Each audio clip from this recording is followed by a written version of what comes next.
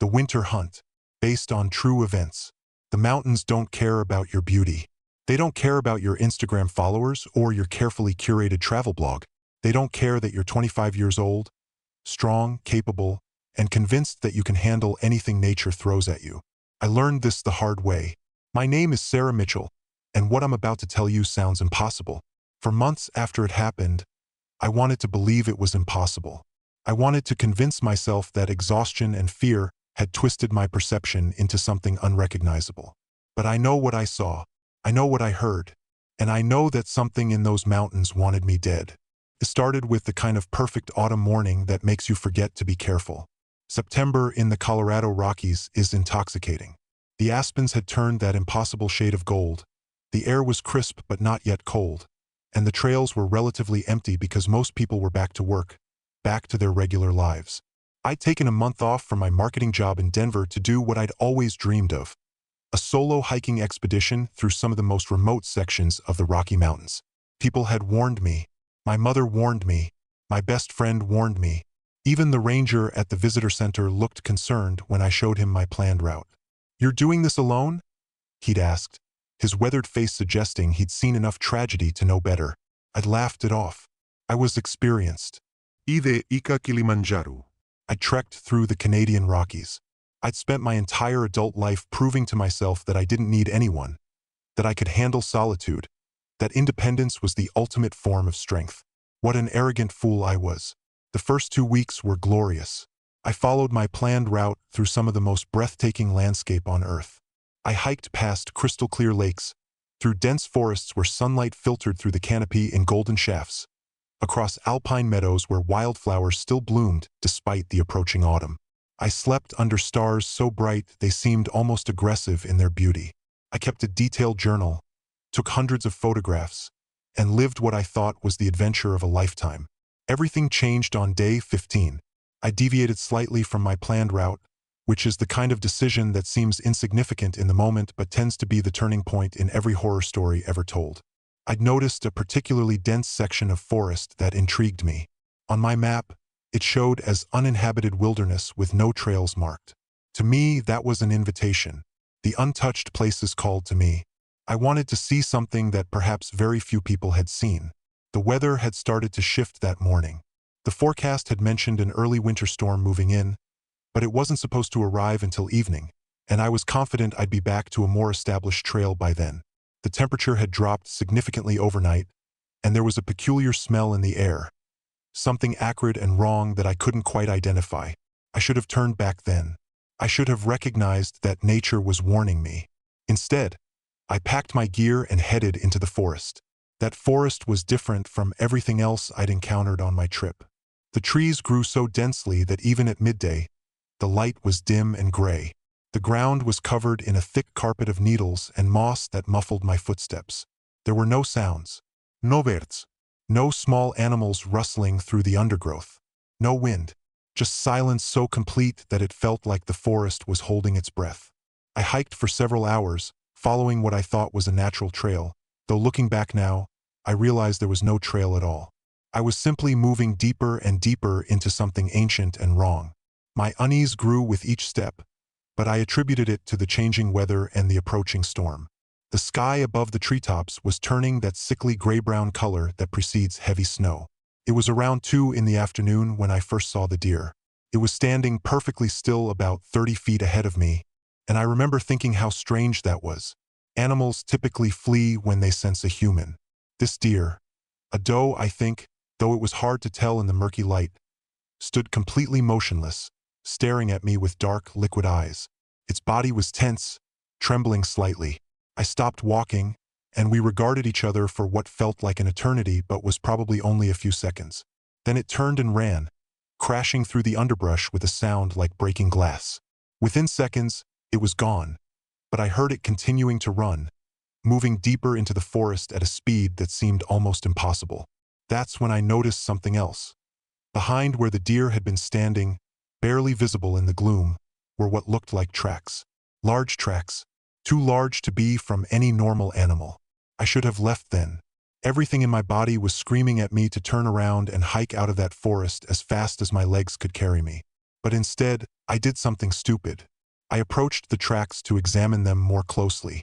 They were deeply impressed into the soft ground, as if something extraordinarily heavy had made them. They were roughly paw-shaped, but not quite. The proportions were all wrong, too large, with what looked like claw marks extending at least an inch from the prints. I recognized them as bear tracks on a purely intellectual level, but they were wrong in a way I couldn't quite articulate. They were too deliberate, too intentional. They looked almost like something had mocked the shape of a bear's paw without quite understanding the actual anatomy. It was then that I noticed the smell again, stronger this time. That acrid, wrong scent that filled my nostrils and made me gag. It was like animal musk mixed with something chemical, something that didn't belong in nature. My heart was hammering against my ribs, and I finally admitted to myself what I'd known for the past hour. I was frightened. I turned around and started hiking back the way I'd come, moving quickly now, no longer bothering to be cautious about my footing. The forest had become even darker in the last few minutes, and I checked my watch. It was only 3 o'clock, but it felt like dusk. The storm, I realized, was moving in much faster than the forecast had predicted. That's when I heard it, a sound like nothing I'd ever heard before. At first, I couldn't even identify it as a sound. It was more like a vibration in the air itself, a low rumble that I felt as much as heard, resonating in my chest cavity, making my teeth ache. It lasted only a few seconds, but in that time, every instinct in my body went haywire.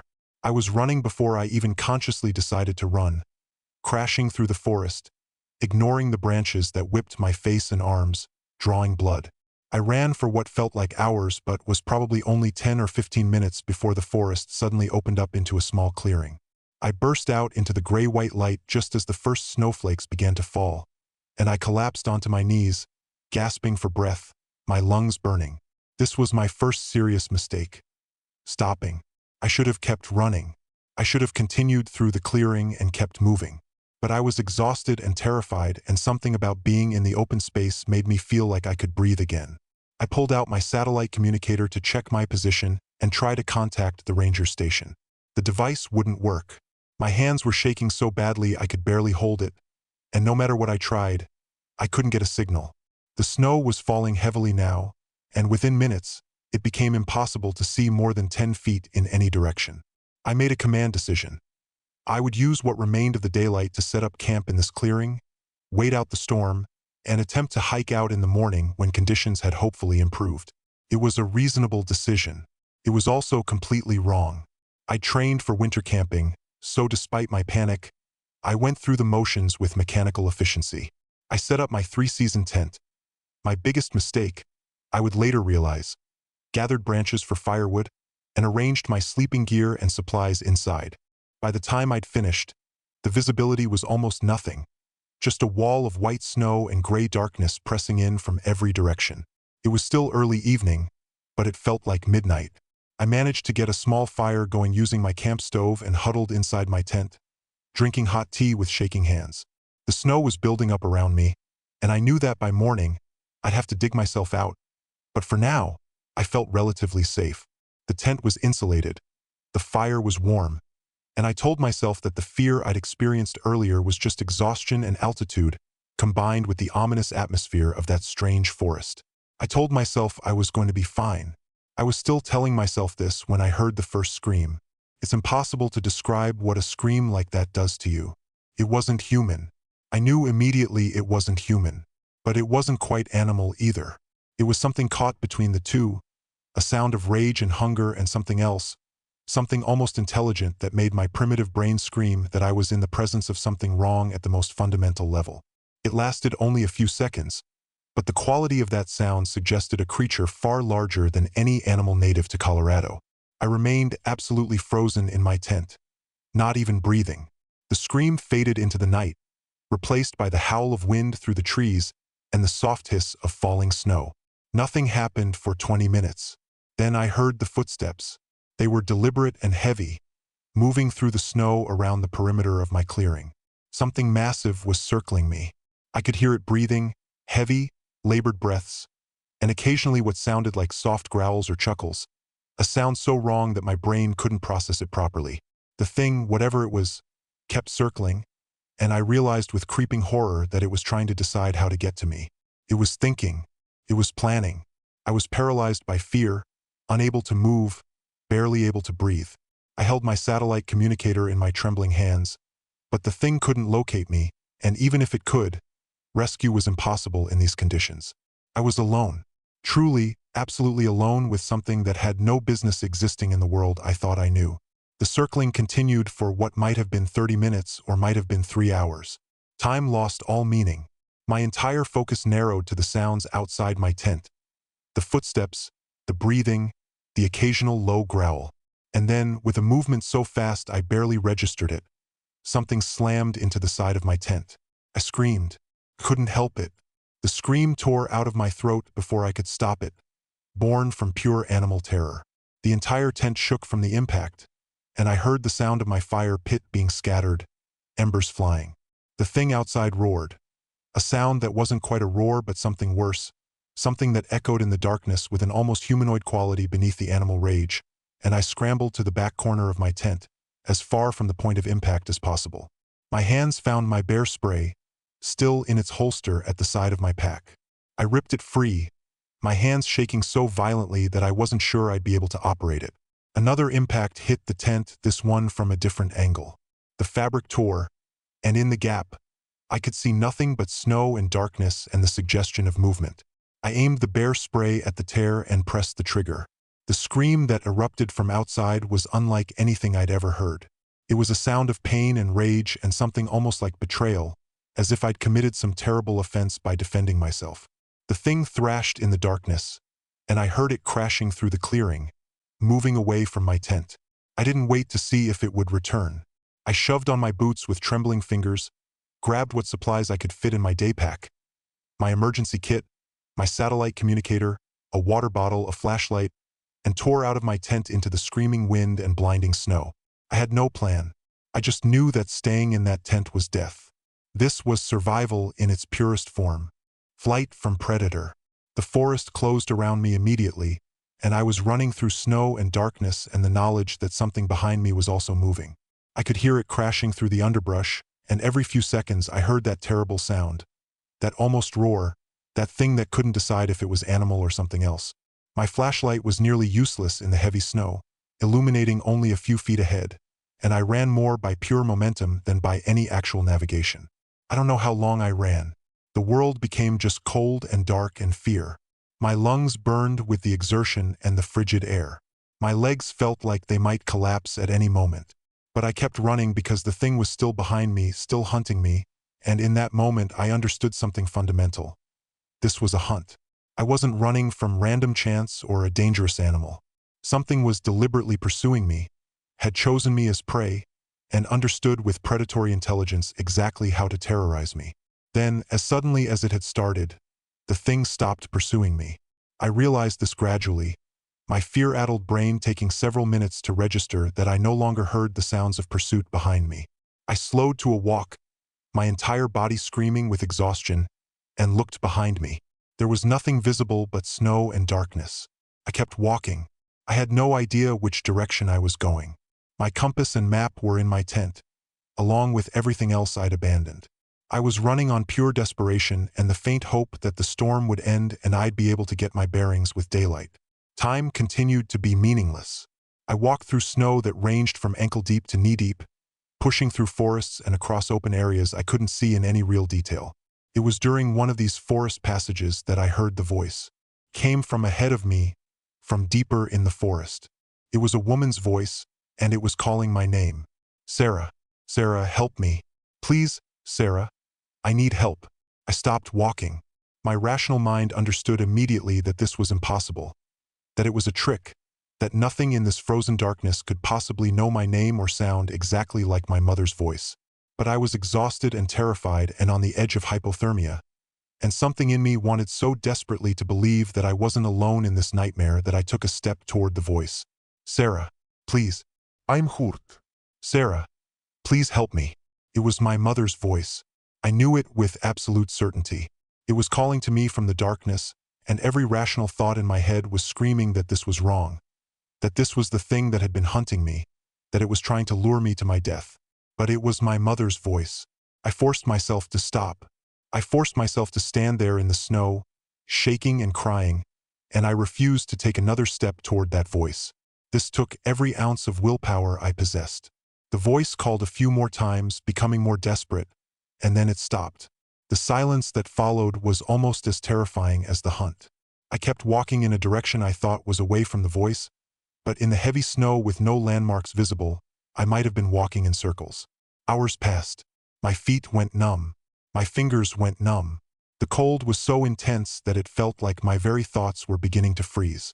I knew that I was running out of time, that if the snow didn't stop and I didn't find shelter or higher ground, hypothermia would kill me as effectively as anything else in these mountains.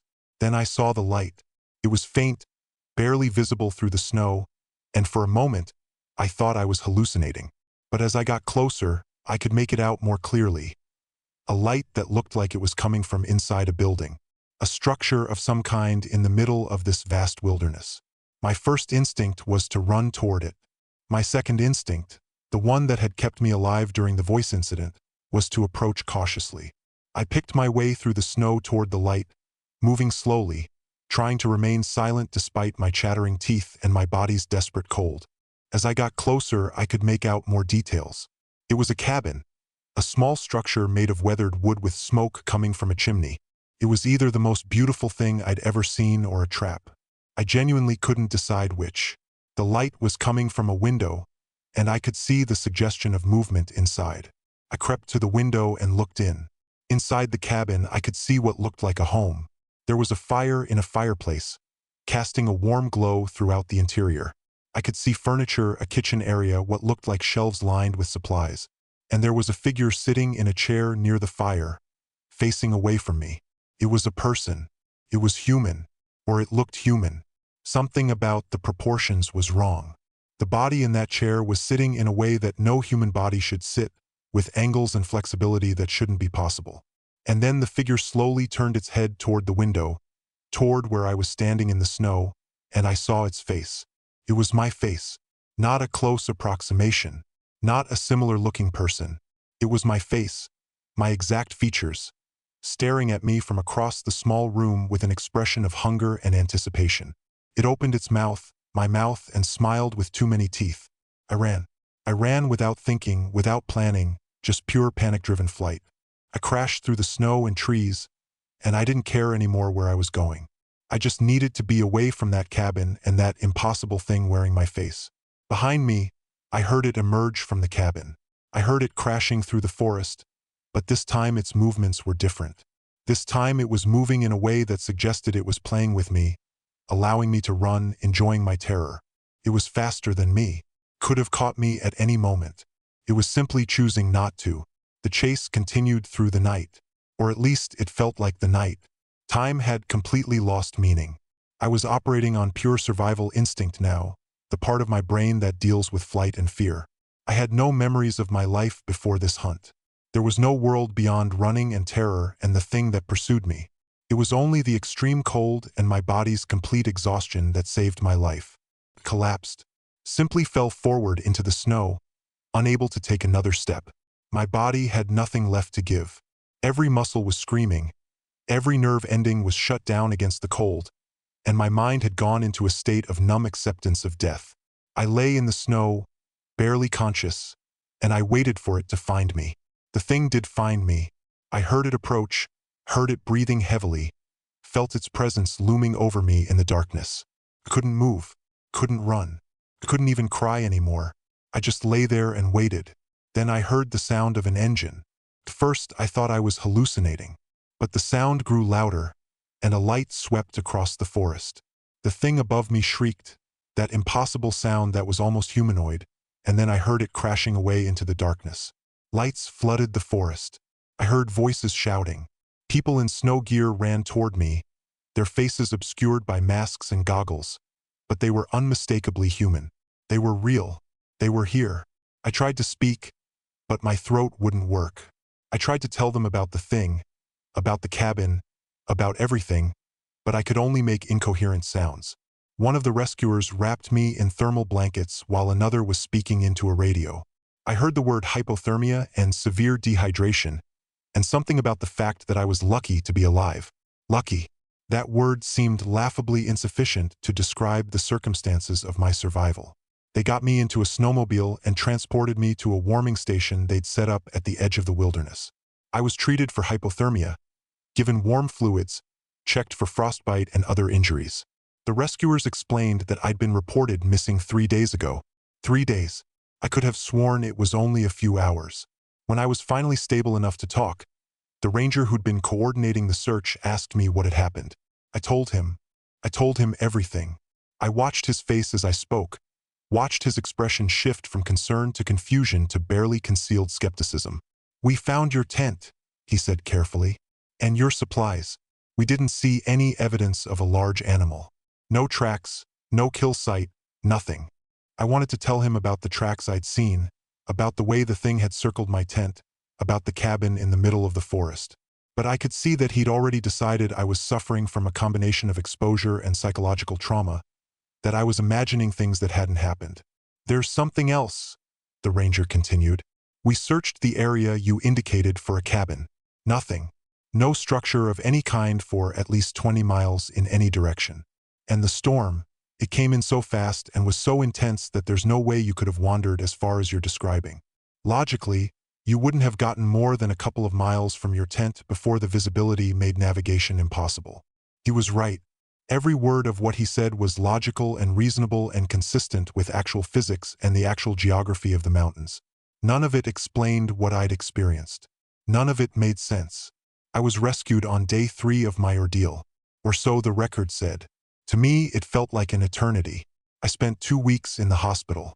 The doctors found nothing physically wrong with me beyond the expected injuries from exposure and the trauma of being lost. They suggested I see a psychiatrist. I refused. I knew what I'd experienced. I knew it was real, even if the logical world insisted it was impossible. Over the following months, I did a lot of research. I started looking into the folklore of the Colorado mountains, into the stories that had been part of the region long before it became a tourist destination. That's when I first encountered references to skinwalkers.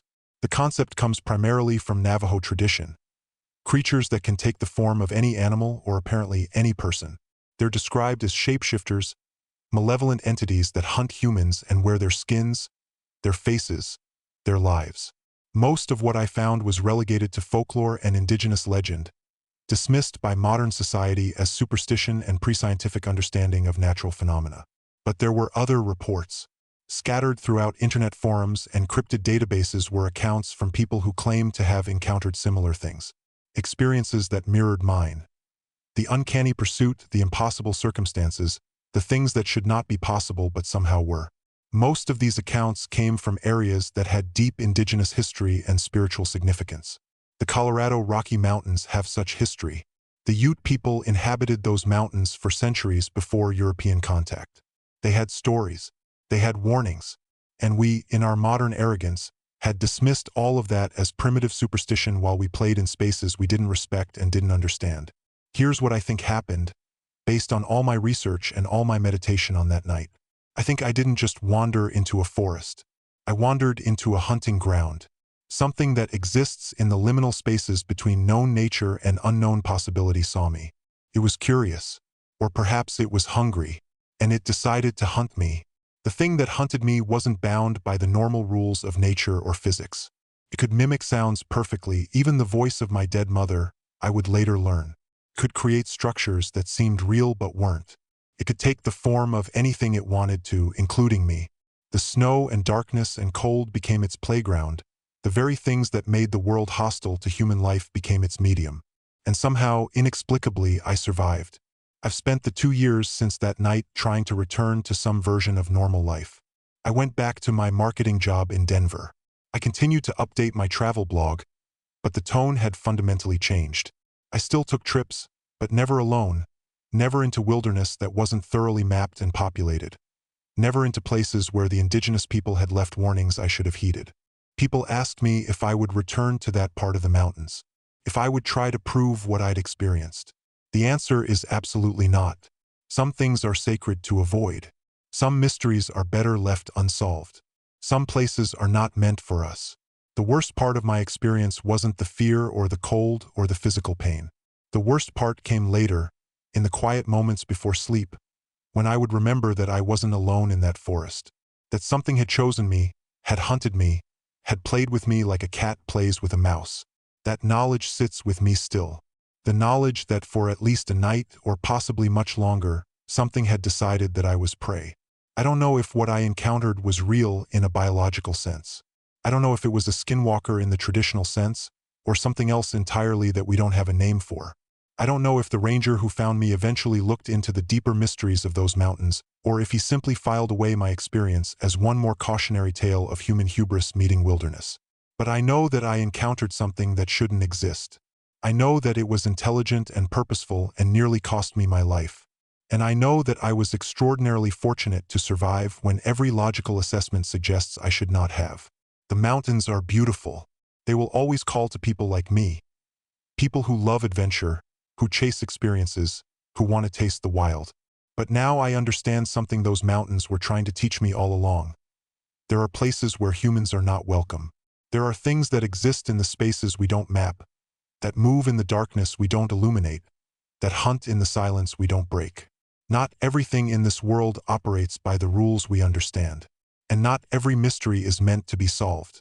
I survived the mountains, but part of me was left there in that forest with that thing that wore my face. I wonder sometimes if it's still looking for me. I wonder if it's satisfied with what it took, or if it's still hungry. And on cold nights, when the wind howls in just the right way, I swear I can hear my own voice calling to me from the darkness, calling me home,